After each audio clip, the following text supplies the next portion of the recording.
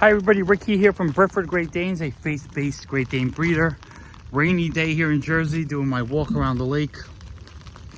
It's pretty warm though, so it's still okay. Rain or shine, you got to show up. So I want to talk about Dutchess. So my Great Dane female, my foundation female, she means so much to me. She's gonna be the girl that we're breeding soon. She should be going into heat in the next couple months, but you know, I took her to get her some shots like Bordetella and distemper. I passed on it last time, but this time I was like, you know what? We're gonna be taking her somewhere. We're gonna be driving to breed her. Let me just get her as much protection as possible. That's my thinking. Anyway, she had her shot, her vaccine, and the next day her foot swelled up. So I took her to the vet right away.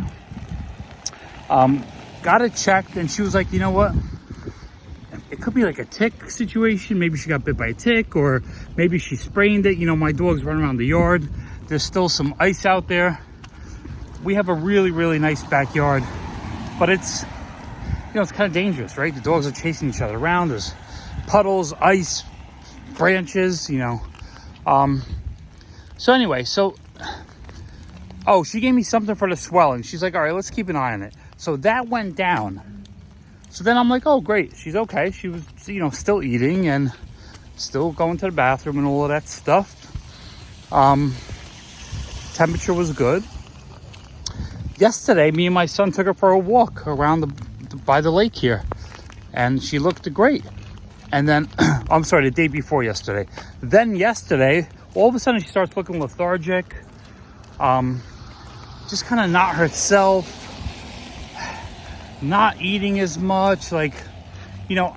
She's a real Velcro dog. So anywhere I go, she's there. And I see that she slowed down a little bit. So there was definitely something wrong with her.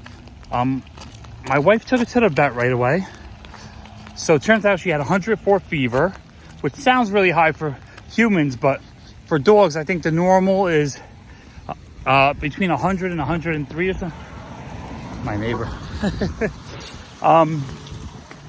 So she had 104 fever, which is not good. Obviously, that's indicating some kind of an infection or something.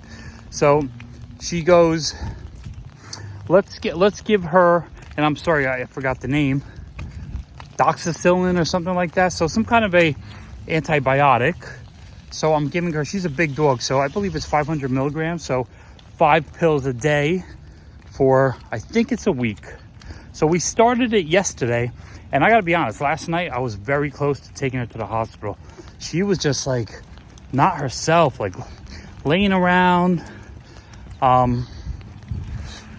wouldn't eat that much. I mean, she still ate, but I had to kind of fool her. I had to add, I would add a little milk to her water, which is a nice trick because it gets her hydrated. Oh, and they also wanted a sample of her urine and poop. So this morning I got very lucky because it's hard to get the urine, right? So I actually had a plate, a plastic plate with a pretty nice lip, and I slid it under her. So I followed her around the yard and I slid it under her when she was peeing. So I did get a urine sample. I just dropped that off a little while ago. The blood work, so they did her blood work yesterday. The blood work came back today that her white blood cells were elevated a little bit. So, that usually means infection.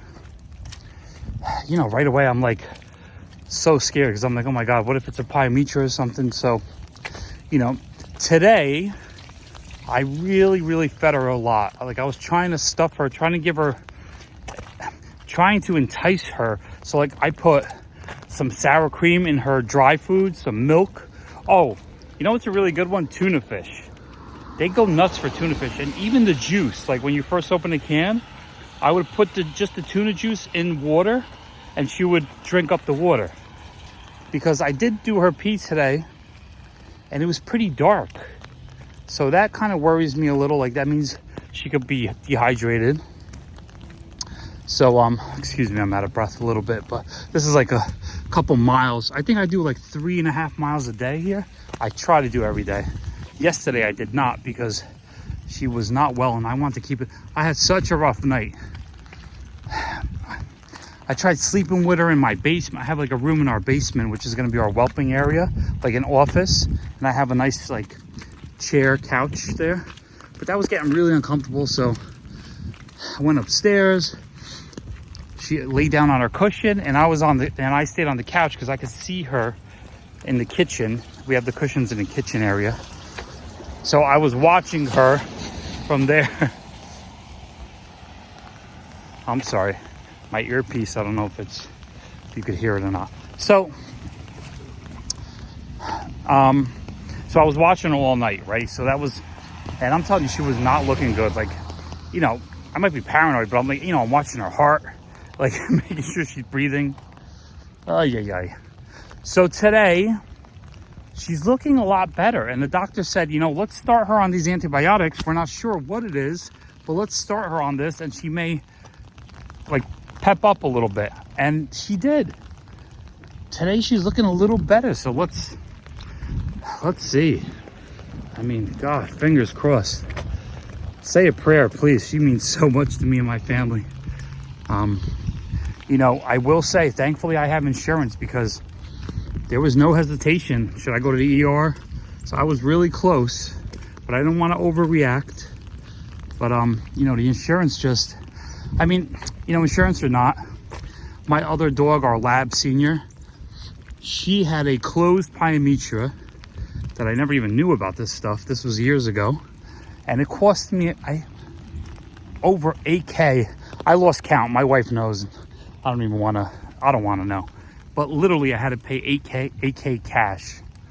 Never had insurance. So I learned my lesson. I do have awesome insurance now. So that's definitely a high recommendation, especially for a big dog, because the bigger the dog, you know, the more money, right? Everything just costs more. So anyway, I'll let you know what happens. And maybe this has happened to you. Please comment, let me know what you think, what your thoughts are. But this is part of it, right? There's good days, there's bad days. Just, you know, we're trying to do the best we can. So God bless.